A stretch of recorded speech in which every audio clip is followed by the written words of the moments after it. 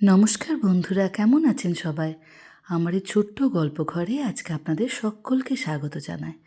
গলাটা না আমার এখনও ঠিক হয়নি। তো যাই হোক, জুলাই আগস্ট মাস করে আমি আমার এক বান্ধবী আর আমার এক মাসির মেয়ে, আমার বড় মাসিমণির মেয়ে, আহ, তিনজনে মিলে চলে গেছিলাম হঠাৎ করে প্ল্যান প্রোগ্রাম করে Mandarmani, Bombay beach view resort. দারুণ লেগেছিল জায়গাটা। এই একটু আগে যেটা দেখলেন কি সুন্দর সিঁড়ি দিয়ে উঠে একটা সুন্দর বসার জায়গা। এই যে একদম বেঞ্চের মতো করা আছে, সমস্তটা বাঁশ দিয়ে তৈরি। এত সুন্দর লাগছিল ওখান থেকে, সামনে সমুদ্র, ওই যে পতাকাগুলো উঠছে ওর সামনেটাই পুরো সমুদ্র। আর ওই যে চেয়ারের মতো রাখা রয়েছে, ওইখানে বসে বসে দিব্যি সুন্দর সমুদ্রের হাওয়া কিন্তু খাওয়া যায়। আর ছোট্ট একটা পার্ক আছে এখানে, বাচ্চাদের জন্য দোলনার ব্যবস্থা আছে।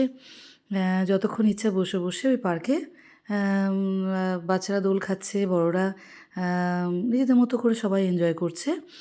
আর আমরাও চলে গেছিলাম তারপরে সেদিন সন্ধ্যাবেলা, মানে যেদিন ফিরলাম ওখান থেকে, তার আগের দিন এখানে অনেকক্ষণ বসে বসে হাওয়া খেলাম জানেন।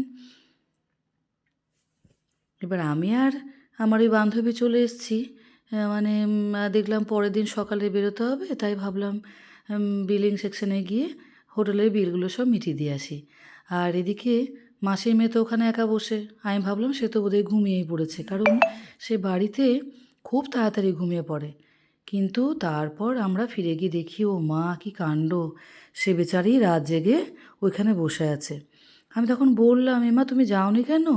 একটু এগিয়ে গেলেই আমাদেরকে দেখতে পেতে। মানে এই যে সিঁড়িটা দেখছেন, এই সামনে যে রাস্তাটা আছে না, এটা দিয়ে সোজাই চলে গেলেই কিন্তু ওই একই বাউন্ডারি, সোজাই চলে গেলে এই যেগুলো হচ্ছে বার কাম রেস্টুরেন্ট, প্রথমে দোতলা বিল্ডিং, সেখানেও হোটেল। আর ওইগুলো পেরিয়ে গেলেই হচ্ছে রিসোর্টগুলো। সারি সারি গাড়ি দাঁড়িয়ে। আম, বেশিরভাগই অবশ্য কলকাতার মানুষজনই এখানে বেশি আসেন, তবে আশেপাশে থেকেও কিন্তু অনেকে এসছেন বেড়াতে। কী যে ভালো লাগছিল সেদিন।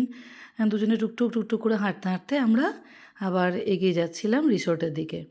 এই বাঁ দিকে এখানেও বসার জায়গা আছে, এখানে চিকেন তন্দুর, কাবাব, বিভিন্ন রকমের আম, খাবার দাবার পাওয়া যায়, স্ন্যাক্স জাতীয়।